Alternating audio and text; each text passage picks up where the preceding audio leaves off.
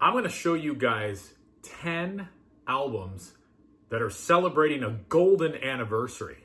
Chris Brophy, musically obsessed.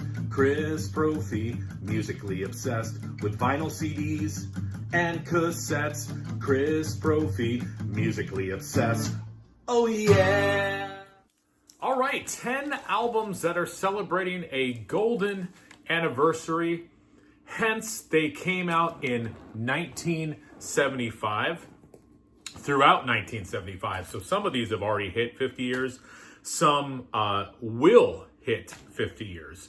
So 10 albums. I'm not showing you maybe the best albums of 1975. I'm just picking 10 albums from my collection that I think are pretty darn good, that I like. And I tried to put in a couple different ones that maybe you wouldn't think of.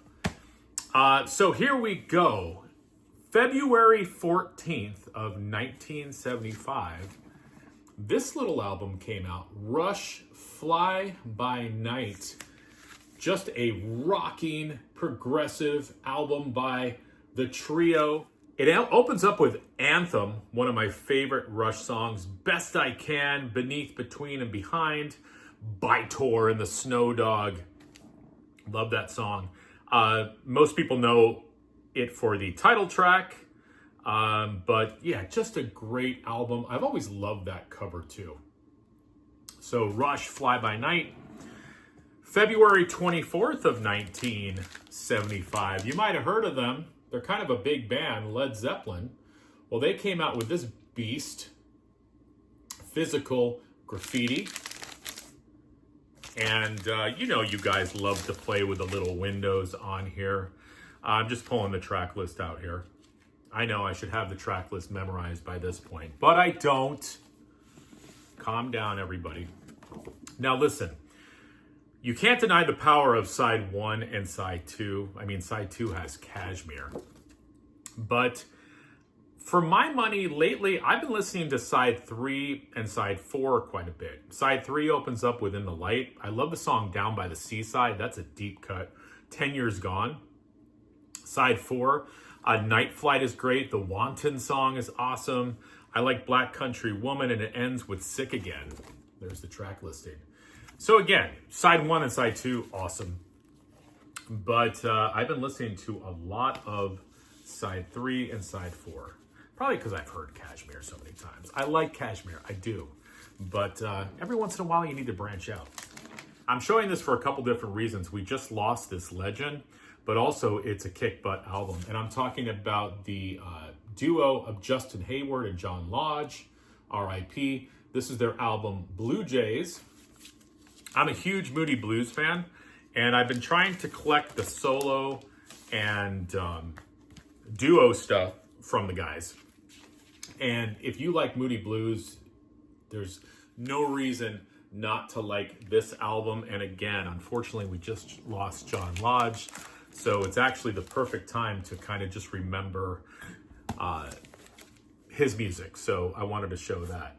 March 19th. This is another band you've probably heard of. Kiss, Dress to Kill. Rocking album. Of course, this had Rock and Roll All Night on it, but that's not even the best song. Room Service, Two Timer, Ladies in Waiting, Getaway, Rock Bottom, Come On and Love Me, which is top 10 Kiss song for me. Anything for My Baby, She, which I believe is a leftover.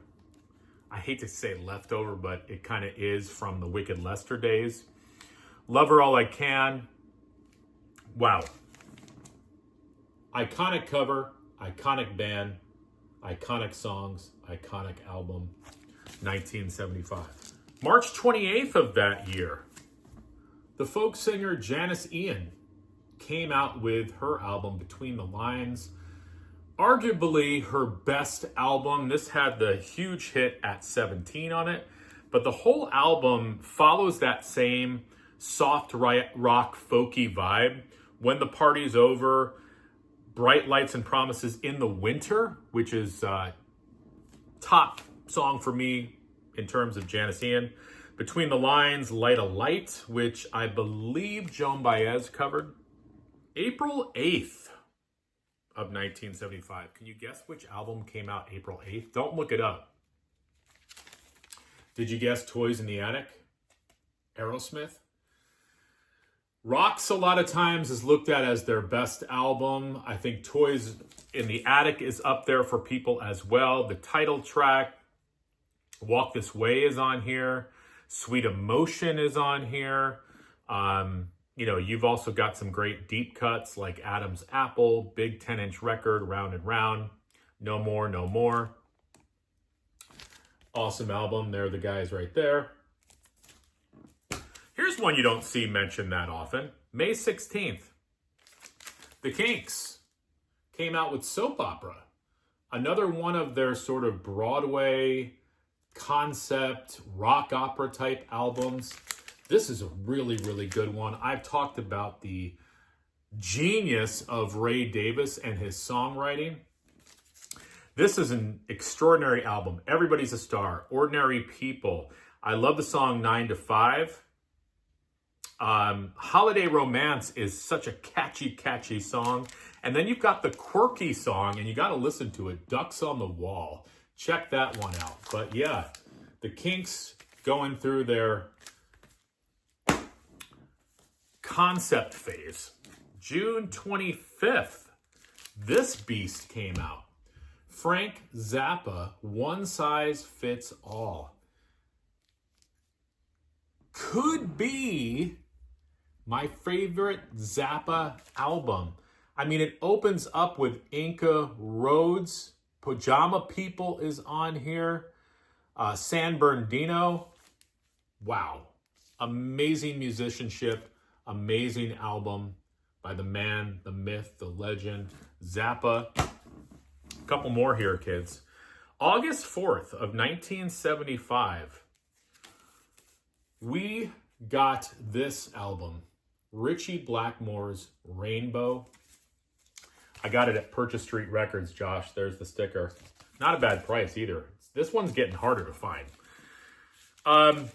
Let me pull this album out. Again, I should have these albums memorized, but I'm trying to tell you guys the real truth, the real facts, okay? Man on the Silver Mountain, Catch the Rainbow, Black Sheep of the Family, 16th Century Greensleeve, Still I'm Sad, Temple of the King, and that's not even all the songs. Richie Blackmore guitar, Ronnie James Dio vocals, just came from Elf. But this is a classic album from 1975. And lastly, November 17th, a folk icon was moving away from folk into a jazz area. I'm talking about Joni Mitchell. She came out with The Hissing of Summer Lawns. I love this album. Check that out. I actually have a copy of this. I have another copy. The record was beat up, but I kept the cover and I put it in a picture frame. It's in my bathroom. Yeah, so if you ever come and visit me and you look above the toilet, and it's not that, it's probably a terrible place to put the album cover, but there was a blank space there, so I put it there. You'll see another copy of The Hissing of Summer Lawns. In France, They Kiss on Main Street. The Jungle Line. Listen to that song. The rhythm of that song. Edith and the Kingpin. The title track. I believe that this was Prince's favorite Joni Mitchell album, if I read that correctly somewhere. And plus you get Shadows and Light, which her live album would eventually be called. But wow, 10 albums, and that's like just scraping the surface of 1975. All right, everyone. Bye.